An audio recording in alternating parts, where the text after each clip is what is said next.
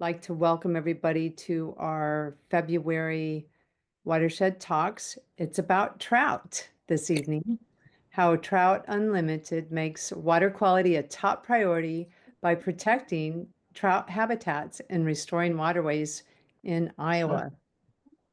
And this evening, we have Cameron Aker, who is the Iowa Driftless Outreach Coordinator for Trout Unlimited.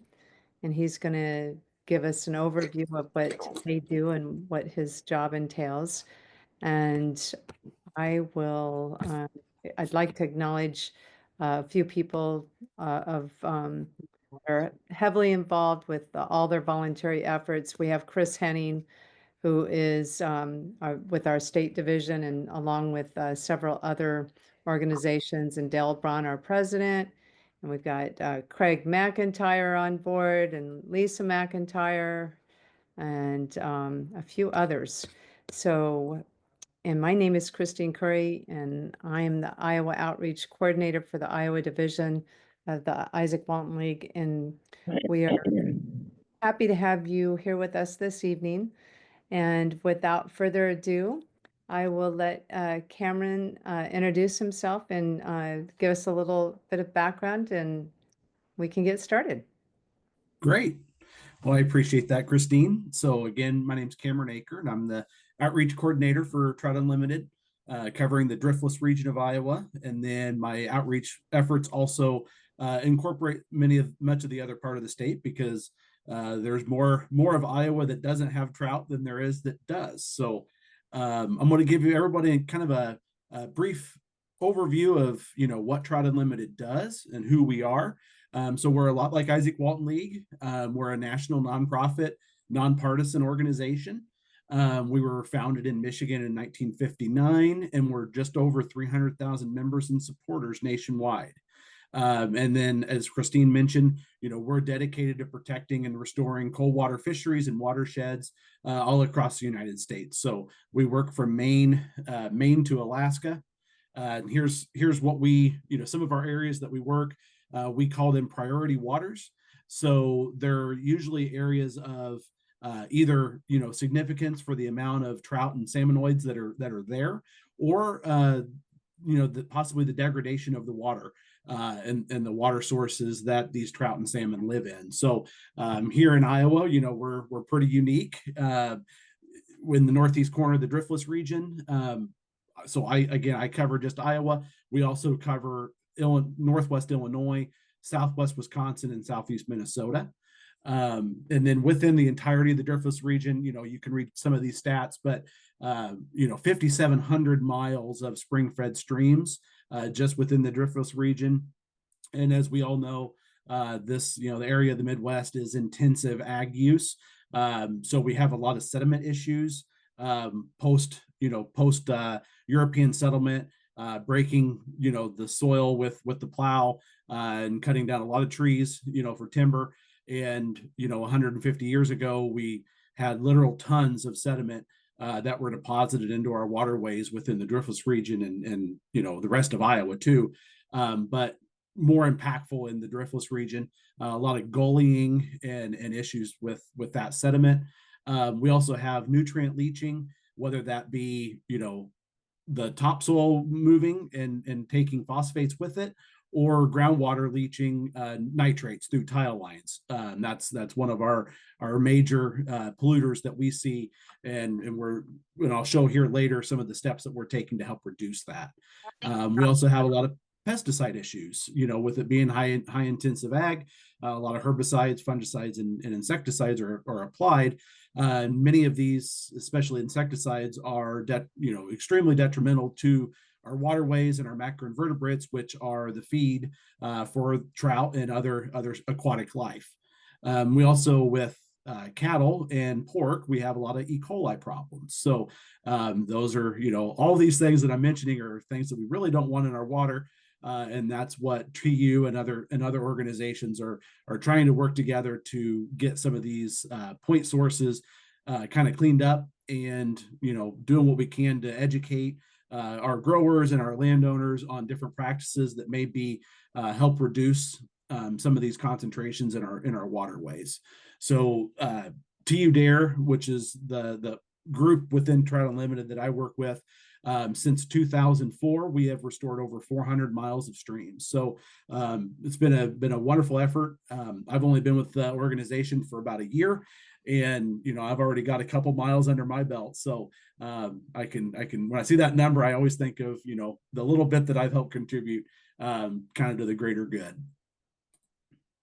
So, and what else? I've mentioned this. Again, we work to preserve, conserve, and restore cold water fisheries.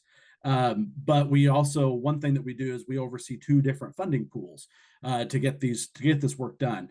One of them being an RCPP, which is a Rural Conservation Practices Partnership through the NRCS and the USDA. So essentially, this is a pot of money that is currently on hold due to executive orders. So we're hoping that this gets freed up so we can continue to do our work. But this pot of money is for a cost share program for growers within the Driftless region. So they can come in to an NRCS office and say, we have a stream running through our farm. We're losing, sediment. The banks are eroding. Whatever their issue that they may have with the stream. And then I go in with the DNR biologist, and then also a NRCS district conservationist or conservation agronomist. We'll go in and we'll walk the site and take pictures and do surveys, and then we'll come up with a plan. And we'll take this plan to the landowner or the grower, and we'll have a cost share scenario where they have very little out of pocket. So it's really a win-win. This RCPP also has it's similar to EQIP, which some folks may have heard of, but it's a lot smaller pool. So anyone that gets ranked in our RCPP has a more better likelihood of getting approved for payment. We're one of the original partners with the National Fish Habitat Partnership. So we've been with them for almost 20 years. And we have a DARE grant, which is a 1-to-1 cost share grant for things like stream restoration, but then we can also do alternative watering sources, other water quality minded surveys, things like that. But essentially, our main focus is reducing erosion and pollutants in our water and increasing habitat for our fish and adjacent species. So one of the big things we do is stream restoration projects. This is one that we just finished up this last year. It was close to 1.5 miles of stream on North Bear Creek, north of Highlandville, Iowa's most popular trout stream. And this was a really unique project because we crossed 4 different landowners within this valley. And we had over 12,000 tons of riprap for bank armoring. So you can see in this bottom left photo, this is actually after some of the armoring was done. We cover that up so it doesn't look like really we've been there. That's our main goal is in 1 or 2 years, we really want this to look like we were never there. So we'll do the armoring so that way the banks don't collapse anymore into the stream. We'll also do a lot of benching and sloping basically in that stream corridor. So that's going to be reconnecting that to the floodplain. And then we're gonna extract that sediment, and then we'll move that. In this instance, Winnesheet County needed a bunch of fill dirt for some projects that they were doing, so they were kind enough to take this off our hands. Other instances, we have to get this sediment out of there because we don't want it to accumulate anymore or move downstream because it has all these pollutants in it, and it really shouldn't be there because that sediment was moved in after we broke this earth 150 years ago with the plow. But again, this is a really, really cool project that we did. We did a bunch of in-stream habitat, and with our rock and wood habitat features, we place those in a way that they can help scour out the stream and get some of that sediment that's been packed into the bed of the stream, get that out of there. We also will do some dredging, but in some instances the dredging, you just wouldn't have anywhere to go with this kind of sloppy spoil. But this, this property, we're also working with the landowner. If you can see in this top left map, there's some areas designated in here that are wetlands, but the landowner's farming this. So we're working with him to come up with a plan to take this out of agriculture. And we're going to put this back into either like a CRP program or some other conservation program in order to allow them to not have to farm this. And that's going to be that much less impact on this section of stream, because this is really high up in the watershed. So a lot of anything that we do up here is going to impact, many more miles of stream. So again, here's just a kind of a sampling of some of the in-stream habitat features that we do. But here in this little image here in the bottom left, the pre-settlement, this is what we expect that the streams would have looked like pre-European settlement. But a sedge prairie, very good ratio of width to depth on the stream. And then post-settlement, we were starting to bring in invasives like box elders, and then cropping right up against the streams that we're seeing still today. And then a lot of this cultural sediment would come down off the highlands, and then that would fill up the stream bank, and then the stream would try to reach equilibrium, but it couldn't. And then we would have bank failures that a lot of folks would recognize today. And then here's just an example of some of the in-stream habitat features we do. We do a lot of boulder clusters and root wads. Bottom left is a root wad. We try to use as much natural cover as we can.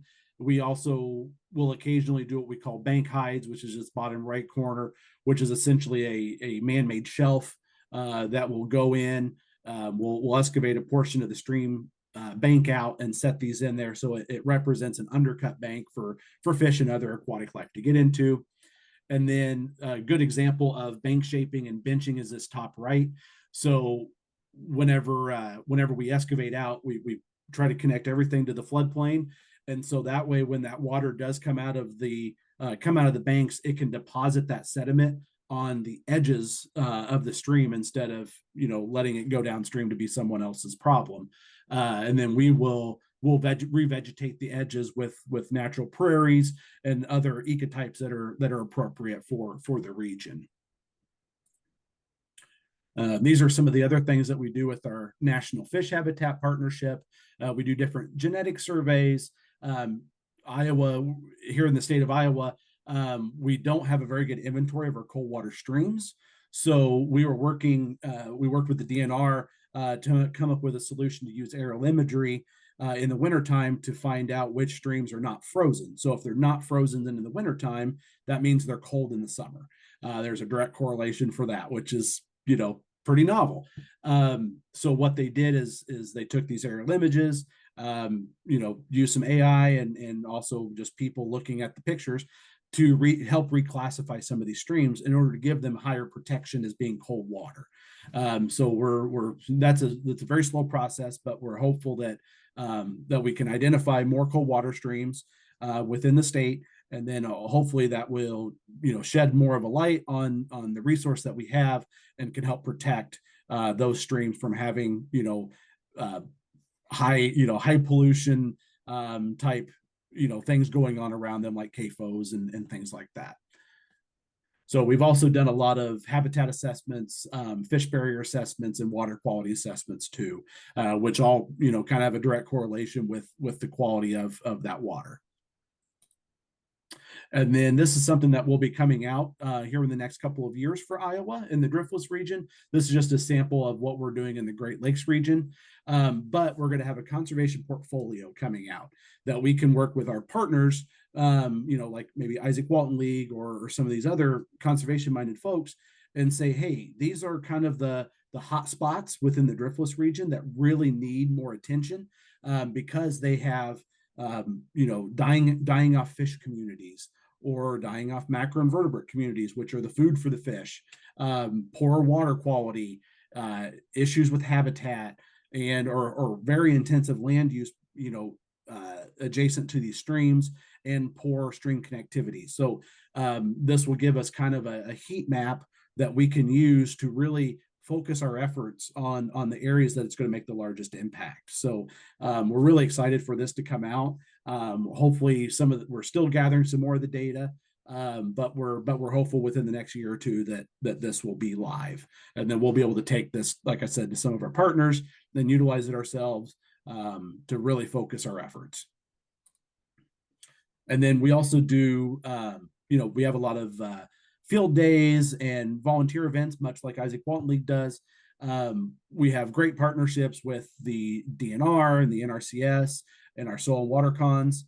Then we have 3 local Trout Unlimited chapters. One's based out of Des Moines, one's based out of Iowa City area, and then the other's out of Decorah. And then we also have a TU state council. So our state council is comprised of some of the ranking members of our different chapters, and that's the group that will go advocate, at the legislative level, or work with partners like Driftless water defenders, folks like this that are more kind of the hot button topic issues. And so that state council is really where that sort of thing comes from. So those are all volunteer based, and some of them have been with Trout Unlimited for 20 plus years, and very passionate about cold water conservation and water quality in the state. And then this is just a sampling of some of our partners, not an extensive list, but we will work with really anyone that wants to do something with water quality and cold water streams.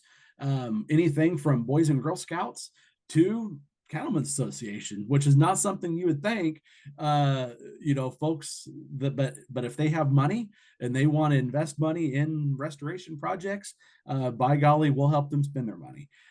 So it's kind of a unique place that I sit in, a seat that I sit in that, I'll talk with anyone from the Sierra Club, like I said, to the pork producers, and stay in the middle, stay unbiased. I do my best to stay unbiased. I have my own personal biases, but it's all for the greater good of the cold water systems. That's what we're after, and doing everything we can to make those better for future generations. So, and then this is our mission statement.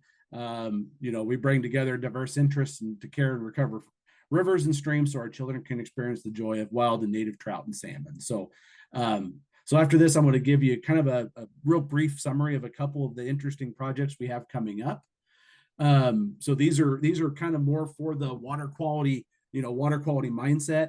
All of our projects, have water quality in mind, but these 2 in particular really focus that.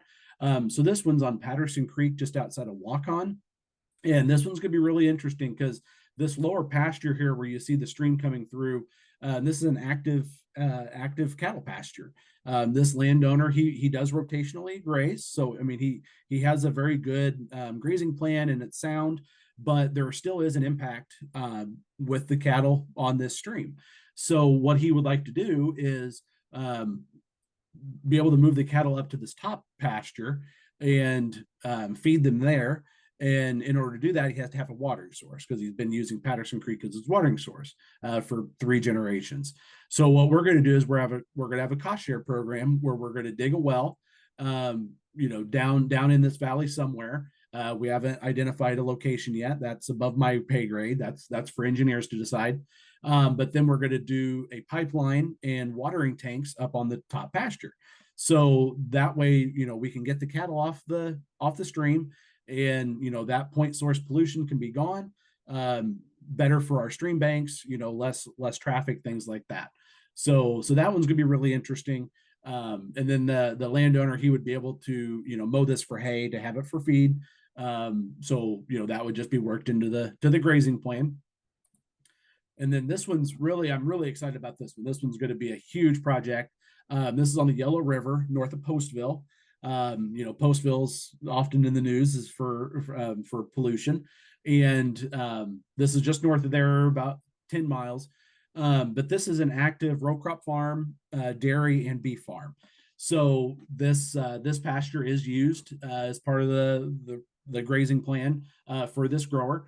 But what we're planning, more than just getting the cattle off of here and fixing this to have less impact with cattle, is we're going to take this old wetland that is partially dried up on the southeast corner, and we're going to redivert the tile lines from this south field through this wetland to use it as a saturated buffer. So that way, we're going to have less nitrate issues going into this stream, less E. coli issues, because if manure does get applied to this field, it could leach through the soil with the water. So that's going to be a really exciting project for us. We're also there's a couple other areas that we're going to be hopefully doing some more wetland restoration, but that's on the docket probably for another 2 or 3 years. And then we're going to be doing a lot of sediment removal from this site. This is a really historically was a very deep, fast section of Yellow River, and it's widened out and gotten really shallow, and it's slowed down because of that. And so now that stream warms up a lot more than it should and kills the fish. So trout cannot withstand warmer temperatures. So we're really, really hopeful that if we can get this stream narrowed up deeper and armor the banks, remove that sediment, that this will be a higher quality section of river for trout species. So there is fishing allowed here. It's not necessarily the best fishing right now, but we're kind of going to harken back to Field of Dreams. If you build it, they will come. And that's what we're really hoping for on this section of Yellow River. So this is also what we're hoping to be one of the first dominoes of the Yellow River corridor to get more projects done. We want to be able to utilize this as kind of a showcase of what we can do with partnerships, with landowner agreement, and things like that, in order to get more of this Yellow River corridor cleaned up, because it is a heavily farmed area, just like the rest of the Driftless. But it seems like this is the ground adjacent to the Yellow River is very rich, and so farmers they go right up to the stream edge, and that's not always good, as we all know. So we're going to try to use this again for demonstration, education, things like that. So again, here's my email address. If anyone's interested in learning more about the work that we do, you can reach out to me directly, or I think we're going to have some Q&A. So I'm going to stop sharing my screen.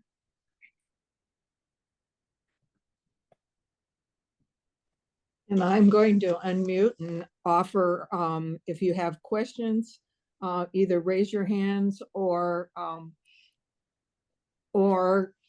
put something in the chat. I see Lisa McIntyre has probably the first question, concern, and Cameron put his email address there at the end, but we're going to make sure that you have it again. Talking about how groups, especially the Ikes, could partner with you. Cameron, can you talk a little bit about that? Yeah. So one thing that we're always interested in is monetary donations for partnerships. So when it comes to our RCPP funding, which was the cost share funding, many times this is on a private land. But a lot of times we have public fishing access. There may be an easement or a handshake agreement that allows fishing on this piece. And so what we try to do within our chapters and some of our other partners is to come up with that cost share portion. So say the landowner, say we pay for 85% of this project. Well, if it's a $500,000 project and that landowner is on the hook for 15%, that's still a lot of money. So what we try to do, if there is fishing allowed, is come up with that cost share as basically a thank you for doing this project, allowing fishing, allowing access. So that would be one way that would be easy to partner on. Also could be at the chapter level. If we want to do a community cleanup, a cleanup day at a stream, or invasive species removal, brush clearing, things like that. We're always looking for more folks to help with that or co-host. We're very open to, like you saw on the slide, we're very open to working with anyone, any and all others. Thanks, Cameron. Mhm. Rob Davis has a great question. How many additional streams, miles of streams reclassified by Strehler order were updated based on the winter imagery? And did that analysis expand the identified cold water systems at all south outside of the Driftless region? That's a great question. So currently where we sit, there has not been any streams that have been officially reclassified. So they have to do the imagery, and then they have to physically, DNR staff has to go to that stream and to that section and look for identifiers like watercress, the presence of trout, and some other identifiers.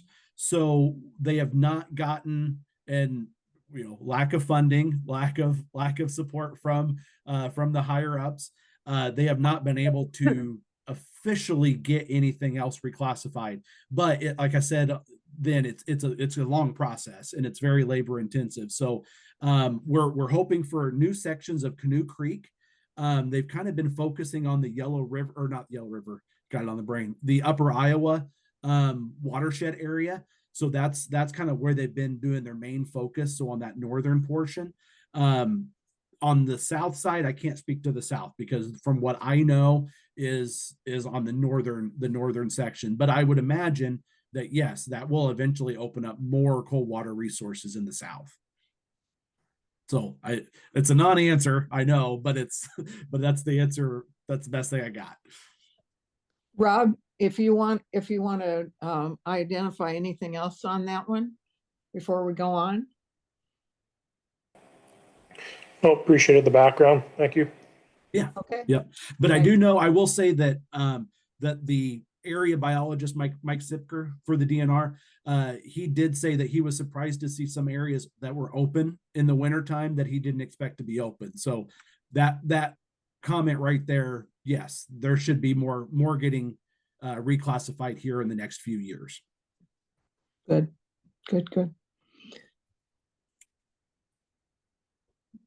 Dale.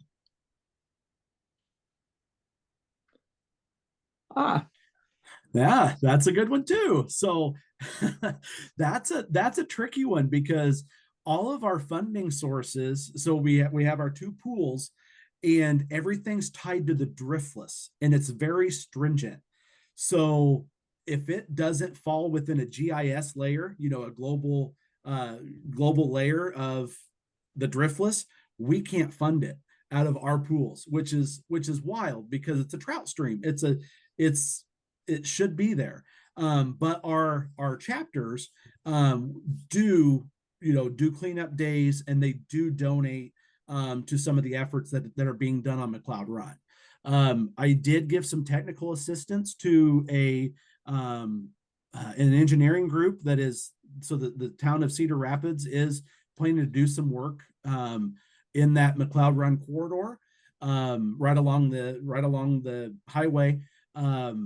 And so I did give some technical assistance to that, but that was about as far as it goes. So unfortunately, with it being just out, and it's barely outside of the Driftless, that's what kills us, because the federal government is very stringent on the border.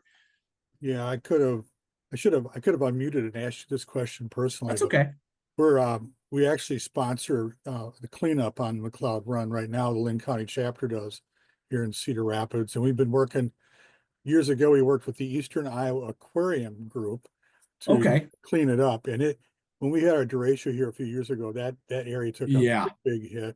And I know that one of the trout groups had done a lot of bank hides and stuff like that along there. But again, it was years ago, and a lot of it, I think, is sedimented in and that sort of thing. So, but yeah, so I know, I don't know, from what I know about the potential project coming up, it's more of a more of a stormwater and city water like revamp of the systems in there, and trying to keep that chlorinated water when there is a main break, keep that chlorinated water out of McLeod Run. So and then while they're in there doing that work, they're going to be doing some habitat work as well. So that's what I was brought in. It sounds like it's going to be a massive project over the next probably 10 years, but sounds promising. At least they're thinking about the impact of the chlorinated water. Well, it costs the city big bucks when you have a major water main break and it kills all the trout in there, which is what happened last year. Exactly. And I mean, the water break main was at Hy-Vee, which was probably half a mile from the stream, but as we know, water flows downhill, and that's exactly what it went. So Yep. And it doesn't have to go it doesn't have to travel hard when it's all paved. It can just skirt right over the top of it. Yeah. Thank you for the response. Yeah. Yes, another one here. What are your costs per linear foot for stream restoration? Maybe an average across your project or by stream order or whatever? So it depends. I will say, so this 1.4 miles that we did on North Bear Creek, that was approximately $650,000 for a mile for 1.4 miles. So whatever that math works out to, I'd say that's pretty average. So yeah, it's expensive. It's really expensive. One of the things that I noted in what you were talking about, Cameron, was that right now things are kind of on hold. Yep. And you're probably like the rest of us going, well, what's that mean and how long that is? Anything you have to add about that? Yeah, so Chris Wood, our CEO, he gives us an update about every week. He's hopeful, but we still just don't know. We finally figured out that so with EQIP and RCPP funds, the majority of that's under the Farm Bill, but there was some of it that was under the Inflation Reduction Act. And this administration and our previous administration, no one wants to give anyone credit for anything. And so if it had Inflation Reduction Act tied to it, it got killed. Well, no one knew which money in the pot was IRA money and which pot of money was Farm Bill money. So we just found that out not too long ago. So that's a big first step. But yeah, I'm really hoping within, hopefully in March sometime we'll know. Yeah, that's kind of where we sit. And so right now it hasn't affected you personally so much as the programs that you can plan on doing. Is that right? Right. So yeah, I can still do my job. I'm still doing stream walks. I'm still meeting with landowners and farmers, but we're not able to sign any contracts. We're not able to do work or start new work. Our field season from 24 has closed, so we're all paid up. Everybody got their money that did the work, but we just can't start anything new. Okay. And is any of your money state money? No. So the state doesn't even get state money, it seems like, for a lot of these projects. Much of the DNR projects were EPA 319 funds, and those have been shut off. So when it comes to the Driftless region and those folks trying to do stream work, they don't have any money. So they were shut off too. So a lot of times the DNR runs a grant through us so that we can award them money to do work on their own properties. Crazy. Which is a mess, which is not the way it should be. Which is a mess. Yes. So Craig McIntyre, you mentioned something earlier. I know that Dale Braun talked to us about it briefly before we started this. Can you do like 2 minutes on the news that you have, just in case there are people on this call that haven't heard yet about about the move towards the I will. Well, do you want me to speak to it, or do you want Craig? Either one of you, Dale or Craig, All right. either one of you, Well- or both of you can talk about it. I'll take a shot and Craig can fill in the blanks. So within the last 24 hours, there's been a bill introduced to repeal the Natural Resource Act that was passed a number of years ago, which is 10. short version is called I Will. And they want to remove it from the Constitution. And that's a Herculean effort because it takes 2 consecutive votes by the public to do that, to change the Constitution. And it is supported by the Iowa Farm Bureau and not supported by any of the conservation groups, at least lobbyist wise. We have a lobbyist and go and look and see who's supporting it and who's not. Anyway, it's in a subcommittee and that meeting is tomorrow morning. And the committee is made up of a gentleman from Greene County, one from Polk County. Those are both Republicans. And then Art Stade here in Lynn County, he's a Democrat. And the 2 Democrats I've talked to are fully against this. If you go back in time, and not everybody knows this, but almost 63% of Iowans voted for I Will 10, 12 years ago. And that's more than what voted for the governor. And even today, it's in my county, Lynn County, it had a 74% approval rating, which is just an astronomical number. And anyway, they're trying to get it to the Senate, or I'm sorry, to the Congress to vote on it. If it comes out of subcommittee, it has to go into another committee, ends up on the floor if they pass it through. What's really amazing to me, and I mentioned this earlier to someone else, is that when Cedar Rapids wanted to get a casino, it took some folks in Des Moines less than 24 hours to try and get a bill going through to vote or to put a moratorium on casinos, which just goes to show you that when casino lobbyists show up with a pocketbook, some legislators really do listen. Fortunately, some don't, and the moratorium bill failed. Yet when we have things like I Will, which has been around for 10, 12, 14 years and has never been funded by the legislators, even though 63% of the people wanted it, it just kind of shows you where their allegiances lie. So what I did is I started writing letters. I'm encouraging others. I know Craig's doing it. Rick Serwick's at the Des Moines chapter tonight. He's going to be talking it up there as well. And we're going to pass the word out to all of our 39 chapter leaders in around Iowa, and hopefully they can do something as well. As I would hope any of you here on the call, feel free to log on, get an email and just send them a quick note saying, hey, we're against this movement. It shouldn't really even be considered based on the popularity it had many years ago. So. Dale, if you want, I'm happy to, if you write a letter, I'm happy to put it out for you with our email too. Yeah, I've got you copied on some of the emails. Yeah. I don't know if I copied you on all of them. I'll send you my Art Stade one, and you can use that if you want.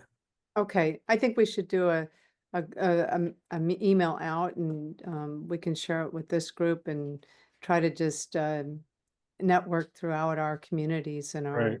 Yeah, I mean, Cameron, if you can do the same thing with your folks, if you know any, if you got a mail list of some sort. Absolutely. So the subcommittee meets at 11:30 tomorrow, and there is a Zoom link. Christine, I think great. I've sent it to you as well. But if you don't see it after this, you let me know. I will. And you can put that out as well. Cameron, I hope we didn't jeopardize your nonprofit status. I know you don't do lobbying per se, Right. but the support for Yeah. Trout Unlimited and for things like what you're doing is large in this group, is Right. really big in this group. And I thought it was important that they know about this movement. Yeah, I'm glad. Yeah, I'm glad you brought it up. I don't have to claim Jesse Green as being from Greene County. Thankfully, he's not, but he is the elected senator for our district. I'm going to say it that way. He doesn't represent me. And so, but he is the elected senator from our district, and that his name was on it just really hacked me off, because we actually asked about I Will in the forum on February 1st, Oh, and why they hadn't funded it. And I see that they're doing away with it because of property tax relief. Well, if you don't fund something, how is it property tax relief, you know? yeah. Anyway, don't get me started. I already did, but thank you. I think Uh, they're looking to raise the sales tax, that 1% or whatever, and that's how they're gonna fund their property tax relief. And then get rid of the 3/8% of that Of- next 1%. Of that penny, yeah. 1 cent, Yeah. so. Yeah. It's gonna be crappy, no matter how you look at it. Yeah, the whole idea is just, yeah. Okay, Lisa, do you have something? I do not. Okay, well, it looked like maybe you were going to ask for something. Anybody else? Well, I just wanted to take a minute out to thank Cameron for spending his Tuesday evening with us and for sharing information. I agree. I was like looking for the Izaak Walton League logo Right. on your partner. And I'm like, wait a minute here. All I got to do is copy and paste it in there. So Yeah, it's like, the Izaak Walton League was founded with anglers over 100 Right. years ago. So this is should be a symbiotic partnership for sure. Yep. For sure. Yeah, I think we can make something happen. I think we can make something happen. Yeah, that would be great. So we'll We explore would those certainly pay for the lithograph work to be done on the trailer or whatever it is Right. you got. So. Right. That sounds great. Does anybody else have anything to say? It's kind of unusual that we're a few minutes early before 8 o'clock, which is good for everybody, I guess, but because it was. Yeah, I do have a That's follow-up question. So I used to do a little trout fishing, Cameron, up in the Northeast area. Don't do it so much anymore because it's a real long drive for me. Mhm. But since you've reestablished North Bear Creek, have you done any surveys as to how the fish are doing on that area? Yeah, so we haven't done a post survey yet because we just finished up this year.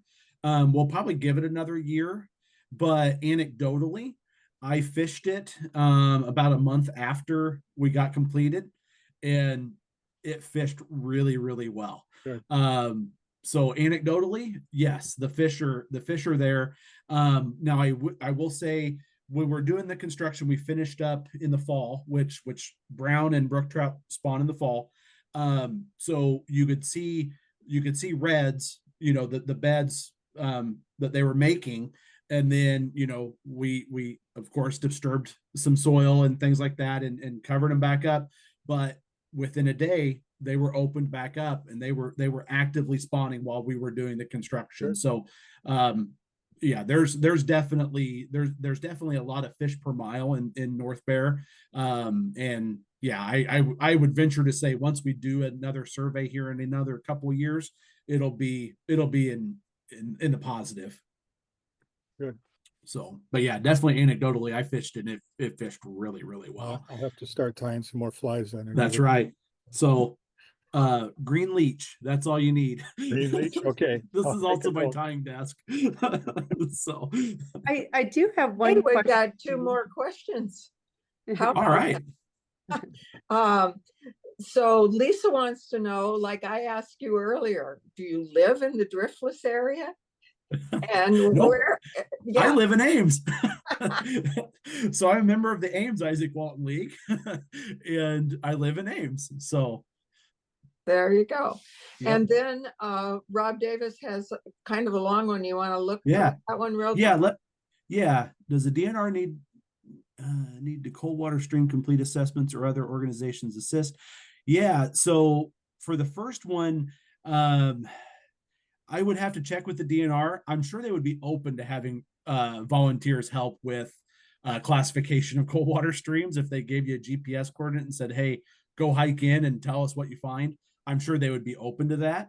And then, yeah, Save Our Streams, yeah, deploying data loggers. So the DNR and Upper Iowa University and Iowa State University at one time all put out temperature loggers and different data loggers. And they also put out on South Pine Creek, which is where our native brook trout strain is. So we have one brook trout strain that's genetically diverse or unique to Iowa. They'll put pit tags in the fish, and then they'll track those as well to see where they migrate. So I would say they probably have the data loggers covered, but if there ever is an instance where that's needed, I will definitely keep, the Save Our Streams kind of in my back pocket, because that's also what we use for our standard for macroinvertebrate surveys and water quality surveys is the SOS program. So Great, that's I great have to know. I have the scud on my water bottle. Yeah. So I took the class. Okay, great. Cameron, we also, have Steve Vasey, who I know uses the SOS program for Save Bloody Run. He has a team, a team that he is working with. I think they have 2 or 3 different teams that assess Save Bloody Run using the SOS program. Yep. And he's one of your main, he's also, isn't he a member? Yes, he is. Yep. Yeah. I believe, I'm pretty sure. Yeah. I'm quite sure he is. Yeah. Yep. That's great. I had one other question too. I just wanted to see, do you have anybody like active through your group that does like analysis of the fish and looking at contaminants? The DNR does. So they'll send, I'm not sure if they do it in trout, but I do know they do a lot of catfish studies, because the catfish they'll hold on to the pollutants longer in their fatty tissue. But so I do know the DNR does send a lot of catfish to the state hygienics lab. Okay. But within our group for Iowa or even the Driftless, not to my knowledge that we've sent in any samples. But it wouldn't surprise me that there are other areas of Trout Unlimited that do, and we would be open to exploring that if that is an area that is in need. I was just curious. Yeah. All right. I guess if we don't have any other questions, nobody, or any other announcements, anybody? Okay. So that I will information is there in the chat. And Christine, when you do your wrap up, you're going to tell everybody that you'll send out the chat and the recording, right? Yeah, I will have the recording will be sent out and it will appear on our website. And I typically don't give the chat out for our group, but I can go ahead and do that. Well, you could just maybe take a couple of those links that are there. Yes. Yeah, Yeah. absolutely. Absolutely. That sounds great. Well, thank you so much, everybody, for taking time out. And we'll look forward to seeing you next month. Christine, can you give us that date for the next Watershed Talk? Yeah, actually, I'm still working on confirmation, but it should be March 18th if all goes as planned. And I'm still working on final confirmation. All right.